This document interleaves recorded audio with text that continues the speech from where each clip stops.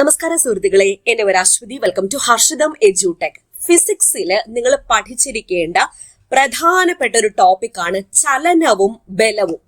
ഇതുമായിട്ട് ബന്ധപ്പെട്ട് നമ്മുടെ പുതിയ SCERT 8ാം ക്ലാസ്സിൽ ഒരു ചാപ്റ്റർ ഉണ്ട്. വളരെ പ്രധാനപ്പെട്ട ചാപ്റ്റർ ആണ്. അത് ഞാൻ ഈസി ആയിട്ട് നിങ്ങൾക്ക് പഠിപ്പിച്ചു തരട്ടെ. അപ്പൊ ഈ ക്ലാസ് ഫുൾ ആയിട്ട് കണ്ടോളൂ. ഇതിന്റെ അഡീഷണൽ ക്വസ്റ്റ്യൻസ് ഉണ്ടല്ലോ, വിലയിരുത്താം ചോദ്യങ്ങൾ അടക്കം ഈ ഒരു ചാപ്റ്ററിൽ ഡിസ്കസ് ചെയ്യുന്നുണ്ട്. ക്ലാസ്സിലേക്ക് പോയാലോ? അപ്പൊ നമ്മുടെ ക്ലാസ് കണ്ട് ഇഷ്ടപ്പെട്ടിട്ടുണ്ടെങ്കിൽ സബ്സ്ക്രൈബ് ചെയ്യുമല്ലോ. അതുപോലെ ആ ലൈക്ക് ബട്ടണും കൂടി ഒന്ന് ക്ലിക്ക് ചെയ്തേക്കാം. നിങ്ങളുടെ ലൈക്സും കമന്റ്സും ഒക്കെ ഞാൻ പ്രതീക്ഷിക്കുന്നുണ്ട്. നമ്മുടെ Harshitham edtech Telegram channel join ചെയ്യാത്തവരുണ്ടെങ്കിൽ ഫസ്റ്റ് കമന്റ് ഒന്ന് ചെക്ക് ചെയ്തേക്കണേ. ലിങ്ക് ഞാൻ പിൻ ചെയ്ത് വെച്ചിട്ടുണ്ട്. സ്റ്റാർട്ട് ചെയ്യാം. അപ്പോ എന്താണ് ചലനാവസ്ഥ? ചലനാവസ്ഥ എന്നാൽ നമ്മൾ ഒരു വസ്തുവിനെ അപേക്ഷിച്ച് അല്ലെങ്കിൽ നമ്മളെ ചുറ്റുപാടിനെ അപേക്ഷിച്ച് നമ്മുടെ സ്ഥാനം മാറുന്നുണ്ടെങ്കിൽ നമ്മൾ ചലിക്കുകയാണെന്ന് പറയാം. ഫോർ എക്സാമ്പിൾ, നമ്മളിങ്ങനെ നടക്കുവാണേ, നമ്മുടെ ചുറ്റുപാടിനെ അപേക്ഷിച്ച് നമ്മൾ ചലിച്ചുകൊണ്ടിരിക്കുവല്ലേ, അതായത് നമ്മുടെ സ്ഥാനം ഇങ്ങനെ മാറിക്കൊണ്ടിരിക്കുവല്ലേ, അപ്പൊ നമ്മൾ ചലനാവസ്ഥയിലാണെന്ന് പറയാം. ഇനി നമ്മൾ പുറത്ത് നിൽക്കുവാണ്, നമ്മൾ അതേപടി തന്നെ നിൽക്കുക, അപ്പൊ നമ്മുടെ ചുറ്റുപാടും മാറുന്നില്ല, നമ്മുടെ സ്ഥാനവും മാറുന്നില്ല, അപ്പൊ നമ്മൾ ഏതവസ്ഥയിലാണ്? നിശ്ചലാവസ്ഥയിലാണ്. അതാണ് വ്യത്യാസം. അപ്പൊ ചലനാവസ്ഥ എന്നാൽ ചുറ്റുപാടിനെ അപേക്ഷിച്ച് ഒരു വസ്തുവിന്റെ സ്ഥാനം മാറിക്കൊണ്ടിരിക്കുകയാണെങ്കിൽ നമ്മൾ ചലനാവസ്ഥയിലാണെന്ന് പറയാം, അല്ലെങ്കിൽ ആ ഒരു വസ്തു ചലനാവസ്ഥയിലാണെന്ന് പറയാം. ഇനി നിശ്ചലാവസ്ഥ എന്നാൽ എന്താണ്? ചുറ്റുപാടിനെ അപേക്ഷിച്ച് ഒരു വസ്തുവിന്റെ സ്ഥാനം തുടർച്ചയായി മാറുന്നില്ലെങ്കിൽ ആ വസ്തു എന്തവസ്ഥയിലാണ്? നിശ്ചലാവസ്ഥയിലാണ്. അപ്പൊ ഒരു വസ്തുവിനെ അപേക്ഷിച്ചല്ലേ പറയുന്നത്. അപ്പൊ ഇങ്ങനെ ആ ഒരു വസ്തു നമ്മൾ റെഫറൻസിന് വേണ്ടി എടുക്കുന്ന ആ ഒരു ബോഡി ഇല്ലേ, അതിനെ വിളിക്കുന്ന പേരാണ് അവലംബക വസ്തു. എന്താണ്? അവലംബക വസ്തു, അല്ലെങ്കിൽ ഇംഗ്ലീഷിൽ റെഫറൻസ് ബോഡി എന്ന് പറയും. അപ്പൊ റെഫറൻസ് ബോഡി എന്നാൽ എന്താണ്? ഒരു വസ്തുവിന്റെ ചലനാവസ്ഥയോ നിശ്ചലാവസ്ഥയോ നിർണയിക്കുന്നതിന് അടിസ്ഥാനമാക്കുന്ന വസ്തു. ഫോർ എക്സാമ്പിൾ, ചുറ്റുപാടിനെ അപേക്ഷിച്ച് ഒരു വസ്തു അങ്ങനെ തന്നെ നിൽക്കുന്നു, അല്ലെങ്കിൽ ആ വസ്തു മൂവ് ചെയ്യുന്നില്ല എന്ന് പറയുമ്പോൾ ചുറ്റുപാടാണ് എന്ത്? അവലംബക വസ്തു അഥവാ റെഫറൻസ് ബോഡി. അപ്പൊ അവലംബക വസ്തു അഥവാ റെഫറൻസ് ബോഡി എന്നാൽ എന്ത്? ഒരു വസ്തുവിന്റെ ചലനാവസ്ഥയോ നിശ്ചലാവസ്ഥയോ നിർണയിക്കുന്നതിന് അടിസ്ഥാനമാക്കുന്ന വസ്തുവാണ് അവലംബക വസ്തു. അപ്പൊ അവലംബക വസ്തുവിനെ അപേക്ഷിച്ച് സ്ഥാനം മാറുന്നുണ്ടെങ്കിൽ ആ വസ്തു എന്താണ്? അതായത് നമ്മൾ എടുക്കുന്ന ഏത് വസ്തുവാണോ ചലിക്കാൻ വേണ്ടി, അതോ ചലിക്കുന്നുണ്ടോ ചലിക്കുന്നില്ലേ എന്ന് അറിയാൻ വേണ്ടിയിട്ട് എടുക്കുന്ന ആ വസ്തു ചലനത്തിലാണെന്ന് പറയാം. അപ്പൊ അവലംബക വസ്തുവിനെ അപേക്ഷിച്ച് സ്ഥാനം മാറുന്നുണ്ടെങ്കിൽ ഒരു വസ്തു ചലനത്തിലാണെന്ന് പറയാം. സ്ഥാനം മാറുന്നില്ലെങ്കിൽ ആ വസ്തു നിശ്ചലാവസ്ഥയിലാണെന്ന് പറയാം. ഇവിടെ കുറച്ച് സന്ദർഭങ്ങൾ കൊടുത്തിട്ടുണ്ട്. ആദ്യത്തെ നോക്കൂ, കറങ്ങുന്ന ജൈന്റ് വീലാണ്. അപ്പൊ ഈ കറങ്ങുന്ന ജൈന്റ് വീലിൽ ഇരിക്കുന്ന ഒരു കുട്ടിയെ നോക്കാം. 2 കുട്ടികൾ ഇരിക്കുന്നു നോക്കാം. ഈ ചിത്രത്തിൽ 2 പിള്ളേർ ഇരിക്കുമല്ലേ, 2 കുട്ടികൾ ഇരിക്കുകയാണ്. അപ്പൊ തൊട്ടടുത്തിരിക്കുന്ന കുട്ടിയെ അപേക്ഷിച്ച് ഈ കുട്ടി ചലനാവസ്ഥയിലാണോ നിശ്ചലാവസ്ഥയിലാണോ? തൊട്ടടുത്തിരിക്കുന്ന കുട്ടിയെ അപേക്ഷിച്ച് നിശ്ചലാവസ്ഥയിലാണ്. കാരണം തൊട്ടടുത്തിരിക്കുന്ന കുട്ടിയാണ് നമ്മൾ അവലംബക വസ്തു അഥവാ റെഫറൻസ് ബോഡി ആയിട്ട് എടുത്തേക്കുന്നത്. അപ്പൊ ആ കുട്ടി മൂവ് ചെയ്യുന്നില്ല, ഇപ്പുറത്തെ കുട്ടിക്കും സ്ഥാനമാറ്റം ഇല്ല. അപ്പോ തൊട്ടടുത്തിരിക്കുന്ന കുട്ടിയെ അപേക്ഷിച്ച് ജൈന്റ് വീലിൽ കറങ്ങുന്ന കുട്ടി നിശ്ചലാവസ്ഥയിലാണ്. എന്നാൽ ജൈന്റ് വീലിലെ കുട്ടി തറയിൽ നിൽക്കുന്ന ഒരാളെ അപേക്ഷിച്ച് ചലനാവസ്ഥയിലാണോ നിശ്ചലാവസ്ഥയിലാണോ? ഈ ജൈന്റ് വീൽ കറങ്ങിക്കൊണ്ടിരിക്കുവല്ലേ, അപ്പൊ തറയിൽ നിൽക്കുന്ന ആളെ അപേക്ഷിച്ച് ജൈന്റ് വീലിലിരിക്കുന്ന കുട്ടി ചലനാവസ്ഥയിലാണ്. ഇനി രണ്ടാമത്തെ ചിത്രം നോക്കൂ, കുതിര സവാരി ചെയ്യുന്നയാൾ കുതിരയെ അപേക്ഷിച്ച് ചലനാവസ്ഥയിലാണോ നിശ്ചലാവസ്ഥയിലാണോ? നിശ്ചലാവസ്ഥയിലാണ്. കുതിരയെ അപേക്ഷിച്ച് നിശ്ചലാവസ്ഥയിലാണ്, എന്നാൽ തറയെ അപേക്ഷിച്ച് അയാൾ ചലനാവസ്ഥയിലാണ്. അടുത്തത് നോക്കൂ, ഓടിക്കൊണ്ടിരിക്കുന്ന ലോറിയിലെ മരത്തടി ലോറിയെ അപേക്ഷിച്ച് നിശ്ചലാവസ്ഥയിലും ഇരുഭാഗത്തുള്ള മരങ്ങളെ അപേക്ഷിച്ച് ഇരുഭാഗത്ത് നിൽക്കുന്ന മരങ്ങളെ അപേക്ഷിച്ച് ചലനാവസ്ഥയിലുമാണ്. അപ്പോൾ ഓടിക്കൊണ്ടിരിക്കുന്ന ലോറിയിലെ മരത്തടി ലോറിയെ അപേക്ഷിച്ച് നിശ്ചലാവസ്ഥയിലും ഇരുഭാഗത്തുമുള്ള, അതായത് റോഡ് സൈഡിന്റെ ഇരുഭാഗത്തുമുള്ള മരങ്ങളെ അപേക്ഷിച്ച് ചലനാവസ്ഥയിലുമാണ്. ഇവിടെ നോക്കൂ, പറക്കുന്ന കിളിയുടെ കൊക്കിലെ മരച്ചില്ല കിളിയെ അപേക്ഷിച്ച് ഇത് നിശ്ചലാവസ്ഥയിലാണ്, എന്നാൽ തറയിൽ നിൽക്കുന്ന ആളെ അപേക്ഷിച്ച് ഈ മരച്ചില്ല ചലനാവസ്ഥയിലാണ്. സൗരയൂഥം സൗരയൂഥത്തിലെ ഭൂമി സൂര്യനെ അപേക്ഷിച്ച് കറങ്ങിക്കൊണ്ടിരിക്കുവാണ്, ചന്ദ്രനെ അപേക്ഷിച്ചും കറങ്ങിക്കൊണ്ടിരിക്കുകയാണ്. അപ്പൊ സൂര്യനെ അപേക്ഷിച്ചും ചലനാവസ്ഥയിലാണ്, ചന്ദ്രനെ അപേക്ഷിച്ചും ചലനാവസ്ഥയിലാണ്. അടുത്ത നോക്കൂ, മേശപ്പുറത്തിരിക്കുന്ന പുസ്തകം. മേശയെ അപേക്ഷിച്ച് അത് നിശ്ചലാവസ്ഥയിലല്ലേ, എന്നാൽ സൂര്യനെ അപേക്ഷിച്ചോ അത് ചലനാവസ്ഥയിലാണ്. ഓക്കെ, അപ്പൊ ചുറ്റുപാടിനെ അപേക്ഷിച്ച് സ്ഥാനം മാറുന്നവ, ചുറ്റുപാടിനെ അപേക്ഷിച്ച് സ്ഥാനം മാറാത്തവ, അങ്ങനെ നമുക്ക് വേർതിരിക്കാൻ പറ്റും. ഞാൻ ഈ പറഞ്ഞിരിക്കുന്ന പോയിന്റ്സ് എല്ലാം ഇവിടെ ഉണ്ട്. കറങ്ങുന്ന ജൈന്റ് വീലിലെ കുട്ടി, കുതിര സവാരി ചെയ്യുന്നയാൾ, പറക്കുന്ന കിളിയുടെ കൊക്കിലെ മരച്ചില്ല, സൗരയുദ്ധത്തിലെ ഭൂമി, ഓടിക്കൊണ്ടിരിക്കുന്ന ലോറിയിലെ മരത്തടി, മേശപ്പുറത്തിരിക്കുന്ന പുസ്തകം. നമ്മൾ ആ ചിത്രം വെച്ചിട്ട് പറഞ്ഞു. അപ്പൊ ഓരോന്നിനെയും അപേക്ഷിച്ച് അടിസ്ഥാനമാക്കുന്ന വസ്തു മാറിക്കൊണ്ടിരിക്കുന്നു. ആ വസ്തുവിനെ അപേക്ഷിച്ച്, അതായത് അടിസ്ഥാനമാക്കുന്ന വസ്തുവിനെ അപേക്ഷിച്ച് നമ്മൾ എടുത്തിരിക്കുന്ന വസ്തു, ഫോർ എക്സാമ്പിൾ കുട്ടി. അപ്പൊ കുട്ടി ചലനാവസ്ഥയിലാണോ നിശ്ചലാവസ്ഥയിലാണോ അങ്ങനെ നോക്കി എഴുതാനാണ് ഇവിടെ തന്നിരിക്കുന്നത്. അത് കിട്ടിക്കാണോ എന്ന് വിചാരിക്കുന്നു. അപ്പൊ അവലംബക വസ്തു അഥവാ റെഫറൻസ് ബോഡി എന്നാൽ എന്താണ്? ഒരു വസ്തുവിന്റെ ചലനാവസ്ഥയോ നിശ്ചലാവസ്ഥയോ നിർണ്ണയിക്കുന്നതിന് അടിസ്ഥാനമാകുന്ന വസ്തുവാണ് അവലംബക വസ്തു അഥവാ റെഫറൻസ് ബോഡി. ഇനി ദൂരം എന്താണെന്ന് നോക്കാം. ദൂരം എന്നാൽ ഒരു വസ്തു സഞ്ചരിച്ച പാതയുടെ നീളമാണ് ദൂരം. ഇപ്പൊ ഇവിടെ നിന്ന് ഓട്ടം സ്റ്റാർട്ട് ചെയ്ത ഒരാള് ഇവിടെ എത്തിച്ചേർന്നാൽ അയാൾ സഞ്ചരിച്ച ആ ഒരു ദൂരം, അതിനെയാണ് ആ ഒരു പാതയുടെ നീളത്തെയാണ് എന്ത് പറയുന്നത്? ദൂരം. അപ്പൊ ഒരു വസ്തു സഞ്ചരിച്ച പാതയുടെ നീളമാണ് ദൂരം. ദൂരത്തിന്റെ SI യൂണിറ്റ് എന്താണ്? മീറ്റർ ആണ് ദൂരത്തിന്റെ SI യൂണിറ്റ്. വാഹനങ്ങളുടെ കേസ് എടുത്താൽ വാഹനങ്ങളിൽ സഞ്ചരിച്ച ദൂരം കണ്ടെത്തുന്നതിനുള്ള ഉപകരണത്തിന്റെ പേരാണ് ഓഡോമീറ്റർ. വാഹനങ്ങളിൽ സഞ്ചരിച്ച ദൂരം കാണിക്കുന്ന ഉപകരണത്തിന്റെ പേരെന്താണ്? ഓഡോമീറ്റർ. ഓഡോമീറ്ററിൽ സഞ്ചരിച്ച ദൂരം മീറ്ററിലല്ല പറയുന്നത്, മറിച്ച് കിലോമീറ്ററിലാണ് പറയുന്നത്. ഒരു കിലോമീറ്റർ എത്ര മീറ്റർ ആണ്? 1000 മീറ്റർ ആണ്. 1000 മീറ്റർ. ഇവിടെ ഒരു ചിത്രം കാണിച്ചിരിക്കുന്നത് നോക്കൂ. ഒരു ട്രെയിൻ A മുതൽ F വരെ സഞ്ചരിച്ച റെയിൽ പാതയുടെ ചിത്രമാണ് കാണിച്ചിരിക്കുന്നത്. ഓരോ സ്ഥലത്തെത്തുമ്പോഴും ട്രെയിൻ സഞ്ചരിച്ച ദൂരം ഒന്ന് നോക്കാം. എയിലായിരിക്കുമ്പോൾ 0 കിലോമീറ്റർ ആണ് ട്രെയിൻ സഞ്ചരിച്ചിരിക്കുന്നത്.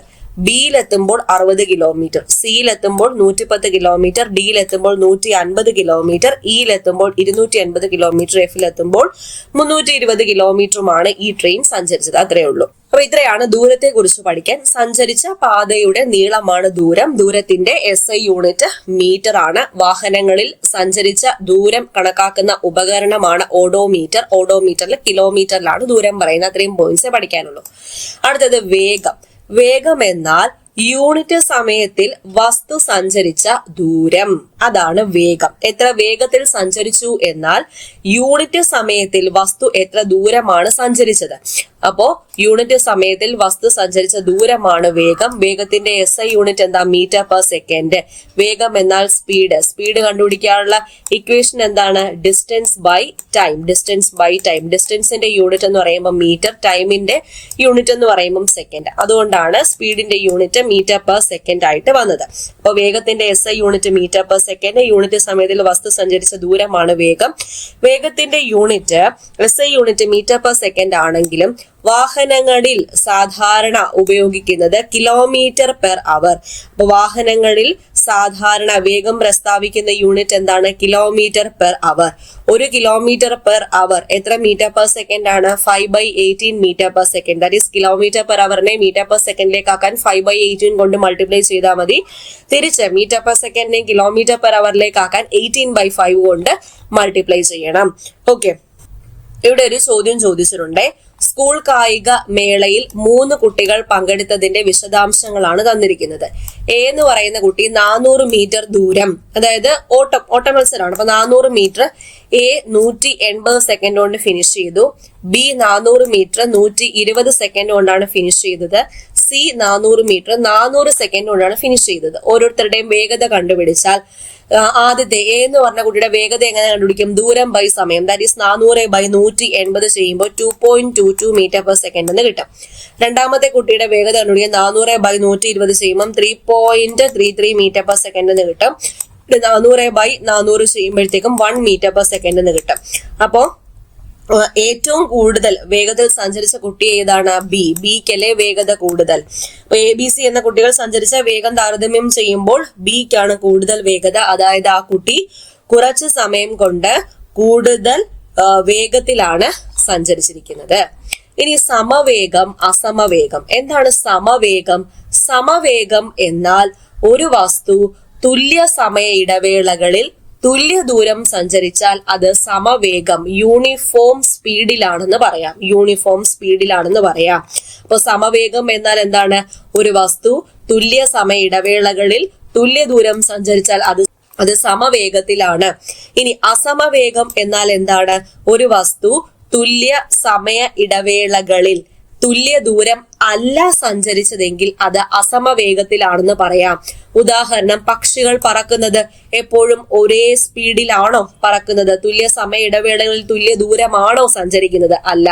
മനുഷ്യർ നടക്കുന്നത്, പന്ത് ഉരുളുന്നത്, ഇവയൊന്നും സമവേഗത്തിലല്ല. ഇവയൊക്കെ അസമവേഗത്തിലുള്ള ചലനങ്ങളാണ്. അപ്പൊ അസമവേഗം എന്നാൽ എന്താണ്? അസമവേഗം എന്നാൽ ഒരു വസ്തു തുല്യ സമയ ഇടവേളകളിൽ തുല്യ ദൂരം അല്ല സഞ്ചരിക്കുന്നതെങ്കിൽ അത് അസമവേഗത്തിലാണെന്ന് പറയാം. ഇനി ബലം. ബലം എന്നാൽ നമ്മൾ ഒരു വസ്തുവിനെ വലിക്കുന്നതിനോ അതുപോലെ തള്ളി നീക്കുന്നതിനോ ഒക്കെ നമ്മൾ പ്രയോഗിക്കുന്നത് ബലമാണ്. അപ്പൊ വലിക്കുന്നതിനോ അല്ലെങ്കിൽ തള്ളുന്നതിനോ വസ്തുവിൽ പ്രയോഗിക്കുന്നതാണ് ബലം. അതായത് ഒരു വസ്തു, ചലിച്ചുകൊണ്ടിരിക്കുന്ന ഒരു വസ്തുവിനെ നിർത്താൻ, അതായത് നിശ്ചലാവസ്ഥയിലാക്കാനും നിശ്ചലാവസ്ഥയിലുള്ള വസ്തുവിനെ ചലിപ്പിക്കാനുമൊക്കെ ബലത്തിന് കഴിയും. ഇവിടെ നോക്കൂ, വസ്തുക്കളുടെ ആകൃതി മാറ്റാനും അതുപോലെ ചലിക്കുന്ന വസ്തുവിന്റെ ദിശ മാറ്റാനും ഒക്കെ ബലം ആവശ്യമാണെന്ന് മനസ്സിലാക്കുക. ഇനി ബലത്തിന്റെ യൂണിറ്റ് എന്താണ്? ബലത്തിന്റെ യൂണിറ്റ് ന്യൂട്ടൺ ആണ്. ഇവിടെ ക്യാപിറ്റൽ N എന്തുകൊണ്ട് കൊടുത്തു? ശാസ്ത്രജ്ഞൻ ഐസക് ന്യൂട്ടൺ എന്ന ശാസ്ത്രജ്ഞന്റെ പേരിന്റെ ആദ്യ അക്ഷരമായതുകൊണ്ടാണ് ഈ ഇംഗ്ലീഷിലെ വലിയ അക്ഷരം ന്യൂട്ടൺ അതിനെ ഉപയോഗിച്ചിരിക്കുന്നത്. ഇനി ബലം തന്നെ രണ്ട് ടൈപ്പ് ഉണ്ട്. സമ്പർക്ക ബലവും സമ്പർക്കരഹിത ബലവും. അതായത് കോണ്ടാക്ട് ഫോഴ്സും നോൺ കോണ്ടാക്ട് ഫോഴ്സും. സമ്പർക്ക ബലം അതായത് വസ്തുക്കൾ പരസ്പരം സമ്പർക്കത്തിൽ വരുമ്പോൾ അനുഭവപ്പെടുന്ന ബലമാണ് സമ്പർക്ക ബലം. സമ്പർക്കരഹിതം എന്ന് പറയുമ്പോൾ വസ്തുവുമായി സമ്പർക്കം ഇല്ലാതെ അനുഭവപ്പെടുന്ന, ഫോർ എക്സാമ്പിൾ കാന്തിക ബലം. വസ്തുവുമായിട്ട് സമ്പർക്കം ഉണ്ടോ ഇല്ല, അടുത്തുകൊണ്ട് ജസ്റ്റ് പോയാൽ മതി, അതുമായിട്ട് ടച്ചിൽ വരുന്നില്ല, കോണ്ടാക്റ്റിൽ വരുന്നില്ല. ഗുരുത്വാകർഷണ ബലം സമ്പർക്കരഹിതമാണ്. പക്ഷെ ഇവിടെ നോക്കൂ, ഇത് വന്നിവിടെ ടച്ച് ചെയ്യുമ്പോൾ ഈ ആണി ചുറ്റിക ഉപയോഗിച്ച് അടിക്കുന്ന ടച്ച് ചെയ്യുമ്പോൾ മാത്രമാണ് ഇവിടെ ഒരു ബലം പ്രയോഗിക്കുന്നത്. അതായത് ഇത് സമ്പർക്ക ബലമാണ്. അപ്പൊ സമ്പർക്കരഹിത ബലം എന്ന് പറയുമ്പോൾ ഉദാഹരണം ഗുരുത്വാകർഷണ ബലം, കാന്തിക ബലം മുതലായവ വസ്തുവുമായി സമ്പർക്കമില്ലാതെ അനുഭവപ്പെടുന്നത്. അപ്പൊ വസ്തുക്കൾക്കിടയിൽ സമ്പർക്കമില്ലാതെ ചലനം വരുത്താൻ കഴിയും. ഈ മാങ്ങ ഞെട്ടറ്റ് വീഴുന്നത് ഗുരുത്വാകർഷണ ബലത്തിന്റെ ഭാഗമായിട്ടാണ്. ഇവ തമ്മിൽ സമ്പർക്കം ഇല്ല, പക്ഷെ സമ്പർക്കം ഇല്ലാതെ തന്നെ ചലനം സാധ്യമാക്കാൻ കഴിയുന്നുണ്ട്. അതുപോലെ കാന്തിക ബലം, ഇവ തമ്മിൽ സമ്പർക്കമില്ല, ജസ്റ്റ് അടുത്ത് കൊണ്ടുവന്നല്ലോ, ടച്ച് ചെയ്തില്ലല്ലോ, അപ്പോഴും ഈ സമ്പർക്കം ഇല്ലാതെ തന്നെ ചലനം ഉണ്ടാക്കാൻ കഴിയുന്നു. അപ്പൊ ആ ടൈപ്പിലുള്ള ബലമാണ് സമ്പർക്കരഹിത ബലം. ഇനി ഇവിടെ ഓരോ സന്ദർഭം തന്നിട്ടുണ്ട്. മാങ്ങ താഴേക്ക് വീഴുന്നു. ഇവിടെ യൂസ് ചെയ്ത അല്ലെങ്കിൽ ഇവിടെ അനുഭവിച്ച ബലം എന്താണ്? അനുഭവപ്പെട്ട ബലം ഭൂമിയുടെ ആകർഷണ ബലമാണ്. സമ്പർക്കമാണോ? സമ്പർക്കത്തിൽ അല്ലാതെയാണോ? സമ്പർക്കത്തിൽ അല്ലാതെയാണ്. കാറ്റിൽ ആടിയുലയുന്ന ഇലകൾ, ഇവിടെ കാറ്റിന്റെ ബലമാണ് അനുഭവപ്പെട്ടത്. സമ്പർക്കമാണോ? സമ്പർക്കം ഇല്ലാതാണോ? സമ്പർക്കം. കാറ്റ് വന്ന് അടിച്ചപ്പോഴല്ലേ, കാറ്റ് വന്ന് വീശിയപ്പോഴാണ് എന്ത് ചെയ്തത്? ഈ കാറ്റിൽ ഈ ഇലകൾ ആടി ഉലയുന്നത്. കാറ്റ് അതിൽ വന്ന് തട്ടിയപ്പോൾ, മന്ദമാരുതൻ വന്ന് തട്ടിയപ്പോൾ, ഇവിടെ മന്ദമാരുതനല്ല, നല്ല ശക്തിയായിട്ടുള്ള കാറ്റ് തന്നെയാണ്. അപ്പൊ സമ്പർക്കത്തിലൂടെയാണ് ഇവിടെ ഒരു ബലം പ്രയോഗിച്ചിരിക്കുന്നത്. അടുത്ത, വെള്ളത്തിൽ നീന്തുന്ന കുട്ടി. പേശീബലം സമ്പർക്ക ബലമാണ്. പേശീബലം സമ്പർക്ക ബലമാണ്. അപ്പൊ സമ്പർക്കരഹിത ബലം, സമ്പർക്ക ബലം എന്താണെന്ന് ഇവിടെ കൊടുത്തിട്ടുണ്ട്. വസ്തുക്കൾ പരസ്പരം സമ്പർക്കത്തിൽ വരുമ്പോൾ അനുഭവപ്പെടുന്ന ബലമാണ്. വസ്തുവുമായി സമ്പർക്കം ഇല്ലാതെ അനുഭവപ്പെടുന്ന ബലം സമ്പർക്കരഹിത ബലം. ബലത്തിന്റെ യൂണിറ്റ് എന്താണ്? ന്യൂട്ടൺ. N എന്ന അക്ഷരം കൊണ്ട് സൂചിപ്പിക്കുന്നു. ശാസ്ത്രജ്ഞന്റെ പേരിന്റെ ആദ്യാക്ഷരം ആയതുകൊണ്ടാണ് ഇംഗ്ലീഷിലെ വലിയ അക്ഷരം ഉപയോഗിച്ചത് എന്നറിയാമല്ലോ, കഴിഞ്ഞ ക്ലാസ്സിൽ പഠിച്ചതാണ്. അടുത്ത, ഘർഷണ ബലം അഥവാ ഫ്രിക്ഷണൽ ഫോഴ്സ്. ഫ്രിക്ഷണൽ ഫോഴ്സ് എപ്പോഴാണ് അനുഭവപ്പെടുന്നത്? ഒരു സർഫസ്, ആ സർഫസിൽ കൂടെ ഒരു വസ്തു ചലിക്കുമ്പോ അല്ലെങ്കിൽ ചലിക്കാൻ ശ്രമിക്കുമ്പോ, ഇപ്പൊ ഇങ്ങോട്ടേക്ക് ഈ വസ്തുവിനെ ചലിപ്പിക്കാൻ ശ്രമിക്കുവാണെ അതിന്റെ ഓപ്പോസിറ്റ് ആയിട്ട് ഒരു ബലം ആക്ട് ചെയ്യും. അതാണ് ഫ്രിക്ഷണൽ ഫോഴ്സ് അഥവാ ഘർഷണ ബലം എന്ന് പറയുന്നത്. അപ്പൊ ഒരു പ്രതലം മറ്റൊരു പ്രതലത്തിലൂടെ ചലിക്കുമ്പോഴോ ചലിക്കാൻ ശ്രമിക്കുമ്പോഴോ അവയുടെ ആപേക്ഷിക ചലനത്തെ എതിർക്കുന്ന രീതിയിൽ, അതായത് ഇങ്ങോട്ടേക്ക് വലിക്കുമ്പം എതിർക്കുന്ന രീതിയിൽ ഓപ്പോസിറ്റ് ഡയറക്ഷനിലല്ലേ ഘർഷണബലം ആക്ട് ചെയ്യുന്നത്. അപ്പൊ ആപേക്ഷിക ചലനത്തെ എതിർക്കുന്ന രീതിയിൽ ഈ പ്രതലങ്ങൾക്കിടയിൽ, ഈ തറയും അതുപോലെ ഈ ഒരു മരക്കട്ട ഇതിന്റെ ഇടയിൽ, ഈ പ്രതലങ്ങൾക്കിടയിൽ സമാന്തരമായിട്ട്, അതായത് ഇതിന് പാരലായിട്ട് തന്നെ ഒരു ഫോഴ്സ് ആക്ട് ചെയ്യുന്നുണ്ട്. ഇതിന് പാരലായിട്ട് തന്നെ ഒരു ഫോഴ്സ് ആക്ട് ചെയ്യുന്നുണ്ട്. ആ ഫോഴ്സിനെയാണ് ഘർഷണ ബലം എന്ന് പറയുന്നത്. ഇപ്പൊ ഈ പ്രതലം സർഫസ് മിനുസമുള്ളതാണെങ്കിൽ നമുക്ക് പെട്ടെന്ന് വലിച്ചു നീക്കാൻ പറ്റും, അതായത് ഘർഷണ ബലം കുറവായിരിക്കും. പക്ഷെ പരുപരുത്ത സർഫസ് ആണെങ്കിലോ ഘർഷണബലം കൂടുതലായിരിക്കും. അപ്പൊ മിനുസമുള്ള ഭാഗത്തേക്കാൾ പരുപരുത്ത ഭാഗത്ത് ചലിക്കാൻ അല്ലെങ്കിൽ ഈ ഒരു വസ്തുവിനെ വലിച്ചെടുക്കാൻ കൂടുതൽ ബലം വേണം. കാരണം എന്താണ്? ഇതിനിവിടെ ഒരു എതിർബലം, അതായത് ഘർഷണബലം ഉള്ളതുകൊണ്ട് ഇതിനെ വലിച്ചെടുക്കാൻ ഇച്ചിരി ബുദ്ധിമുട്ടാണ്. അപ്പൊ കൂടുതൽ ഘർഷണമുള്ള സന്ദർഭത്തിൽ നമുക്ക് വലിച്ചെടുക്കാനുള്ള വേഗത കുറയുകയും ചെയ്യുന്നു. അതാണ് ഇവിടെ കൊടുത്തിരിക്കുന്നത്. അപ്പോൾ ഒരു പ്രതലം മറ്റൊരു പ്രതലത്തിലൂടെ ചലിക്കുമ്പോഴോ ചലിക്കാൻ ശ്രമിക്കുമ്പോഴോ അവയുടെ ആപേക്ഷിക ചലനത്തെ എതിർക്കുന്ന തരത്തിൽ പ്രതലങ്ങൾക്കിടയിൽ സമാന്തരമായി അനുഭവപ്പെടുന്ന ബലമാണ് ഘർഷണ ബലം. ഇവിടെ നോക്കൂ, ഇവിടെ നോക്കൂ, ഒരു പരുപരുത്ത പ്രതലത്തിലൂടെ ഭാരമുള്ള ഒരു പെട്ടി നിരക്കി നീക്കാൻ നോക്കുന്നു. ആ പെട്ടിയിലെ ടയർ ഘടിപ്പിച്ച് ട്രോളിയിൽ നീക്കാൻ വേണ്ടി നോക്കുന്നു. അപ്പൊ എപ്പോഴാണ് പെട്ടെന്ന് നീക്കാൻ പറ്റുന്നത്? രണ്ടാമത്തെ സാഹചര്യത്തിലല്ലേ. ഘർഷണം ഇവിടെ കുറയുകയാണ് ചെയ്യുന്നത്. രണ്ടാമത്തെ സാഹചര്യത്തിൽ ഇങ്ങനെ ടയർ ഉപയോഗിച്ചപ്പോഴത്തേക്കും ഘർഷണം കുറയുകയും പെട്ടെന്ന് വലിച്ചു നീക്കാൻ പറ്റുകയും ചെയ്യുന്നു. അപ്പോൾ നിരക്കി നീക്കുമ്പോൾ ഘർഷണം ഉണ്ടായി, അതുപോലെ ഉരുട്ടി നീക്കിയപ്പോഴും ഘർഷണം ഉണ്ടായി. ട്രോളി ഉപയോഗിക്കുമ്പോൾ ടയർ ഉരുളുകയാണല്ലോ, അപ്പൊ ഉരുളൽ ഘർഷണം ഉണ്ടായി. നിരങ്ങൽ ഘർഷണം ഉരുളൽ ഘർഷണത്തെക്കാൾ കൂടുതലാണ്. അപ്പൊ നിരങ്ങൽ ഘർഷണം കൂടുതലായതുകൊണ്ട് നമുക്ക് പതുക്കെ വലിച്ചു നീക്കാൻ പറ്റത്തുള്ളൂ. ഉരുളൽ ഘർഷണം കുറവായതുകൊണ്ട് നമുക്ക് പെട്ടെന്ന് വലിച്ചു നീക്കാൻ വേണ്ടി പറ്റും. അപ്പൊ ഒരു വസ്തുവിനെ മറ്റൊരു വസ്തുവിന് മുകളിലൂടെ നിരക്കി നീക്കുമ്പോൾ ഉണ്ടാകുന്ന ഘർഷണം നിരങ്ങൽ ഘർഷണവും, ഒരു വസ്തു മറ്റൊരു വസ്തുവിനെ ഉരുട്ടി നീക്കുമ്പോൾ അനുഭവപ്പെടുന്ന ഉരുളൽ ഘർഷണമാണ് ഈ നിരങ്ങൽ ഘർഷണം ഉരുളൽ ഘർഷണത്തെക്കാൾ കൂടുതലാണ്. അതുകൊണ്ടാണ് നിരക്കി നീക്കുമ്പോൾ കുറച്ചും കൂടി പ്രയാസം അനുഭവപ്പെടുന്നത്. ഇനി നിത്യജീവിതത്തിലെ ഘർഷണം നോക്കാം. ഈ നിത്യജീവിതത്തില് ഘർഷണം എങ്ങനെയൊക്കെ ഹെൽപ്പ് ചെയ്യുന്നു? വസ്തുക്കളെ മുറുകെ പിടിക്കാൻ സഹായിക്കുന്നത് ഘർഷണ ബലം ഉള്ളതുകൊണ്ടാണ്. നമുക്ക് ഓടാൻ സാധിക്കുന്നത് നമ്മുടെ കാലും തറയുമായിട്ട് ഒരു ഘർഷണം ഉള്ളത് കൊണ്ടാണ്. മിനുസമായിട്ട് കിടന്ന ഘർഷണം കുറവാണെങ്കിൽ നമ്മൾ തെന്നി വീഴത്തില്ലേ. അപ്പൊ ഘർഷണം ഉള്ളത് കൊണ്ടാണ് നമുക്ക് ഓടാൻ പറ്റുന്നത്. ഓടുന്ന വാഹനങ്ങളെ തെന്നാതെ നീങ്ങാൻ സഹായിക്കുന്നത് ഘർഷണം ഉള്ളത് കൊണ്ടാണ്. വസ്തുക്കളെ മുറുകെ പിടിക്കാൻ സഹായിക്കുന്നതൊക്കെ ഘർഷണം ഉള്ളത് കൊണ്ടാണ്. ഇനി ഘർഷണം കൊണ്ടുണ്ടാകുന്ന ഗുണങ്ങൾ എന്തൊക്കെയാണെന്ന് മനസ്സിലായി. ദോഷങ്ങൾ എന്തൊക്കെയാണ്? ദോഷം, ടയറിന്റെ തേയ്മാനം. സമ്പർക്കത്തിൽ വരുന്ന ഭാഗത്തിന് ഘർഷണം ഉള്ളത് കൊണ്ട് തന്നെ തേയ്മാനം സംഭവിക്കുന്നു. അതുപോലെ യാന്ത്രിക ഭാഗങ്ങൾക്കിടയിൽ സുഗമമായ ചലനത്തിന് തടസ്സം നേരിടുന്നു. അവിടെ ഘർഷണം ഉള്ളത് കൊണ്ട് തന്നെ ഇങ്ങനെ കറങ്ങാനൊക്കെ ഇച്ചിരി ബുദ്ധിമുട്ട്, ഒരു സ്ഥാനം മറ്റൊരു സ്ഥാനത്ത് കറങ്ങാനൊക്കെ ഘർഷണം ഉള്ളത് കൊണ്ട് തന്നെ കുറച്ച് ബുദ്ധിമുട്ട് അനുഭവപ്പെടുന്നു. വാഹനങ്ങളിലെ ഇന്ധനക്ഷമത കുറയുന്നു. കാൽമുട്ടിന്റെ തേയ്മാനം, ഘർഷണം കൊണ്ട് തേയ്മാനം സംഭവിക്കുന്നു. അപ്പൊ തേയ്മാനം ഒക്കെ ഘർഷണം കൊണ്ടുണ്ടാകുന്ന ദോഷങ്ങളാണ്. ഇപ്പൊ സമ്പർക്കത്തിൽ വരുന്ന ഭാഗത്തിന് തേയ്മാനം സംഭവിക്കുന്നു. യന്ത്രഭാഗങ്ങൾക്കിടയിൽ സുഗമമായ ചലനത്തിന് തടസ്സം നേരിടുന്നു. വാഹനങ്ങളിലെ ഇന്ധനക്ഷമത കുറയുന്നു. കാൽമുട്ടിലെ തേയ്മാനം, ഇവയൊക്കെ ഘർഷണം കൊണ്ടുണ്ടാകുന്ന ദോഷങ്ങളാണെന്ന് മനസ്സിലാക്കുക. ഇനി ഘർഷണം കുറയ്ക്കുന്നതിനുള്ള മാർഗങ്ങളും ഉണ്ട്. അതിനുവേണ്ടിയുള്ള ഒരു എക്സ്പെരിമെന്റ് ആണ് ഇവിടെ കാണിച്ചിരിക്കുന്നത്. ഒരേ മാസുള്ള ഒരു ഐസ് കട്ട എടുത്തു, ഒരു മരക്കട്ട എടുത്തു, ഒരു റബ്ബർ കട്ട എടുത്തു. അത് ചരിഞ്ഞ പ്രതലത്തിൽ മൂന്നും വെച്ചേക്കുവാണേ. എന്നിട്ട് ഈ സമ്പർക്കത്തിൽ വരുന്ന ഭാഗത്തിന്റെ ഈ ഒരു പരപ്പളവ് ഏരിയ നോക്കിക്കോണം. ഈ ഒരു പ്രതലം, അതായത് ഈ എല്ലാ ഒരേ രീതിയിലുള്ള പ്രതലമായിരിക്കണം. അതായത് പരപ്പളവ് തുല്യമാകുന്ന രീതിയിൽ വേണം ക്രമീകരിച്ച് വെക്കാൻ. എന്നിട്ട് ഇതിനെ ഇവിടെ നിന്നും എല്ലാത്തിനെയും മോളിൽ നിന്നും ഉരുട്ടി വിടുവാണേ. അപ്പൊ പെട്ടെന്ന് ഇങ്ങ് എത്തുന്നത് ഐസ് കട്ടയാണ്. കാരണം എന്താ? ഐസ് കട്ടയാണ് ഏറ്റവും മിനുസമായത്. അതുകൊണ്ട് ഏറ്റവും കുറഞ്ഞ അളവിലാണ് ഘർഷണം അനുഭവപ്പെടുന്നത്. അതുകൊണ്ട് പെട്ടെന്ന് തന്നെ ഇങ്ങ് എത്തി. റബ്ബർ കഷ്ണമാണ് പയ്യെ വരുന്നത്. കാരണം എന്താ? റബ്ബർ കഷ്ണത്തിനായിരിക്കും ഏറ്റവും കൂടുതൽ ഘർഷണം. അപ്പോ ഈ സമ്പർക്കത്തിൽ വരുന്ന പ്രതലങ്ങളുടെ സ്വഭാവം. അപ്പൊ ഇവിടെ നിന്ന് നമുക്ക് എന്ത് മനസ്സിലാക്കാം?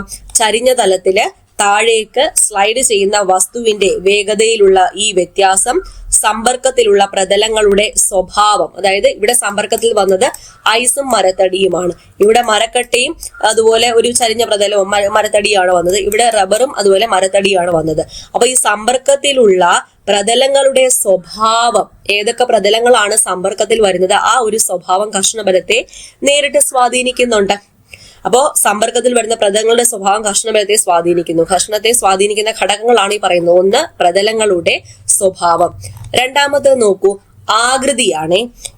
ഇവിടെ 2 ഗ്ലാസ് ജാർ എടുത്തിരിക്കുന്നു. ഒന്നില് ഒരു കൂർത്ത കല്ലും രണ്ടാമത്തേല് അല്ലാതെ കൂർക്കാത്ത സാധാരണ ഒരു ഉരുണ്ട കല്ലും മോളിൽ നിന്ന് താഴേക്ക് വിടുവാണ്.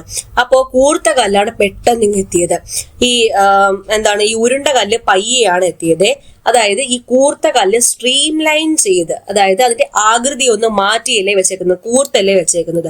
അപ്പൊ കൂർത്ത കല്ലിന് കൂടുതൽ സ്ട്രീം ലൈൻ ആകൃതിയുണ്ട്. ഇത് വെള്ളത്തിൽ നിന്നുള്ള ഘർഷണം കുറയ്ക്കാൻ സഹായിക്കുന്നു. ഇതിന്റെ ആകൃതി മാറ്റിയപ്പോൾ വെള്ളത്തിൽ നിന്നുള്ള ഘർഷണം കുറയ്ക്കാൻ സഹായിക്കുകയും ഇത് പെട്ടെന്ന് താഴേക്ക് എത്തുകയും ചെയ്യുന്നു. അതുപോലെ ഉരുണ്ട കല്ലിന് സ്ട്രീം ലൈൻ ആകൃതി കുറവാണ്. അപ്പൊ ഇത് ഘർഷണം വർദ്ധിപ്പിക്കുകയാണ് ചെയ്യുന്നത്. അതായത് വെള്ളത്തിലുള്ള ആ ഒരു ഘർഷണം വർദ്ധിപ്പിച്ചു, അതുകൊണ്ട് കൂടുതൽ പെട്ടെന്ന് ഇതിന് എത്താൻ വേണ്ടി, അതായത് കൂടുതൽ സമയം എടുത്തു ഇത് താഴേക്ക് എത്താൻ. അപ്പൊ വസ്തുക്കളുടെ ആകൃതിയും ഘർഷണത്തെ സ്വാധീനിക്കുന്നു എന്ന് മനസ്സിലായല്ലോ.